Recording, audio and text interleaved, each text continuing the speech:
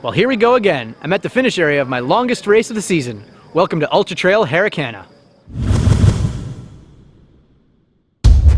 Shall we begin? In 5 short years, Ultra Trail Harricana has grown from its beginnings of 300 racers to this year's 1,400 participants.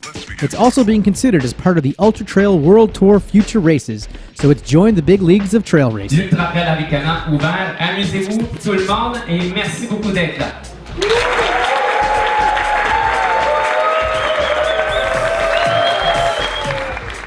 I was taking part in the 125K option, which meant I had to get my gear sorted early and catch a shuttle bus at 12:45 in order to make it to the race briefing at the start line and get things promptly underway at 2 a.m. in the morning.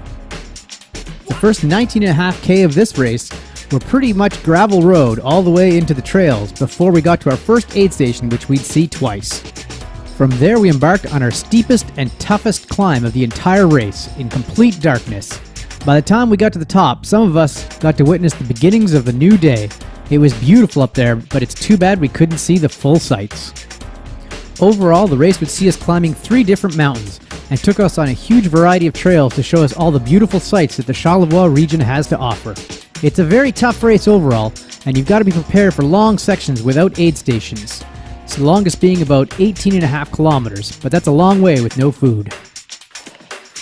Although the trail might be a little bit hard to follow at times, you sure get some amazing scenery. This is not a drill. And this, my friends, is the reward for doing the 125K race. Because of the long sections between those aid stations, racers had to be semi-autonomous and carry a fair bit of food and drink with them, otherwise they could run into problems later on down in the race.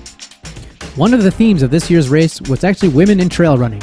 There was an honorary president, which was a female, and as well, women were very well represented on the trails. In the 125K race, 25% of the participants were female.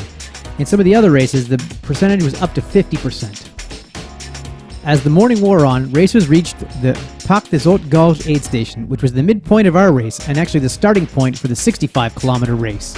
Here we had access to a drop bag, so we could change clothes or add some extra food or whatever we might need.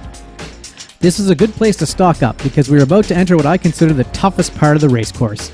In fact, last year a lot of people had problems in this area and were dehydrated, so the race organizers added an extra water station before we entered the tough 16.5 kilometer section, which was predominantly uphill and features the warmest part of the day and some of the toughest trails.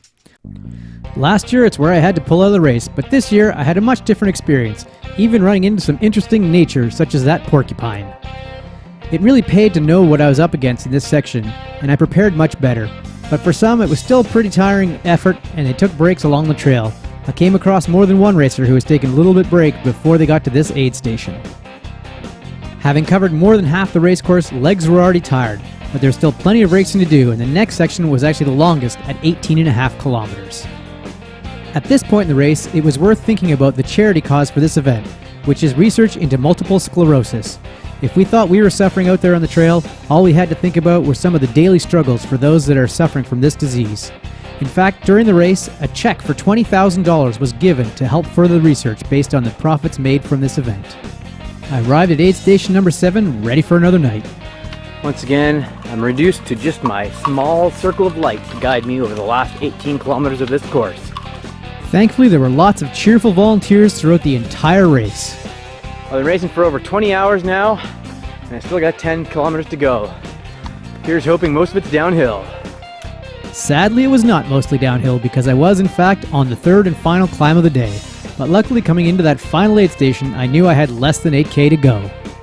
The good news is there are plenty of other race options. You could have done a 5, 10, 28, 65, or 80K race. Either way, you cross through the same finishing arch and enjoy the same cold beer at the end.